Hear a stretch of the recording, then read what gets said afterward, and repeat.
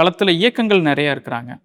அ களத்துல நடக்கக்கூடிய போராட்டங்கள் மத்தத பார்க்கும்போது, இந்த இயக்கங்களுக்குள்ள இன்னும் ஒற்றுமை இல்லையோங்கிற ஒரு தோற்றம் வருது. அம்பேத்கரியம் பேசக்கூடியவர்கள் தனியா, இடதுசாரியம் பேசக்கூடியவர்கள் தனியா, பெரியாரியம் பேசக்கூடியவர்கள் தனியா, அங்கங்க இருக்கிறாங்க. இல்ல இவர்களுக்குள்ள ஒரு கோஆர்டினேஷன் இல்ல. ஏன் ஒத்துமையா போராட மாட்டேங்கிறாங்கங்கிற மாரியான ஒரு தோற்றமும் எழுது.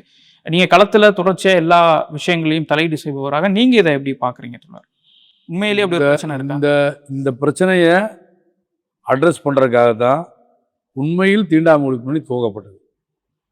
இன்னைக்கு தீண்டாமை ஒழிப்பினுடைய மேடைகள்ல ஒரு 50, 60க்கு மேற்பட்ட இயக்கங்கள் நம்ம அழைக்கிறது. இப்போ கூட மாநில மாநாட்டுக்கான ஏற்பாடு பணிகள்ல இருக்கிறோம். ஆகஸ்ட் 31, செப்டம்பர் 1 தேதியில மயிலாடுதுறையில் மாநில மாநாடு. அநேகமா தமிழ்நாட்டில் செயல்படக்கூடிய ஒரு 50க்கும் மேற்பட்ட இயக்கங்களை அந்த நிகழ்ச்சிக்கு நம்ம அழைக்கணும். இது இந்த இயக்கங்களுக்குள் ஒரு ஒரு ஒன்றுபட்ட சிந்தனையும் ஒரு பரந்த மேடையும் உருவாக்க வேண்டிய அவசியம்.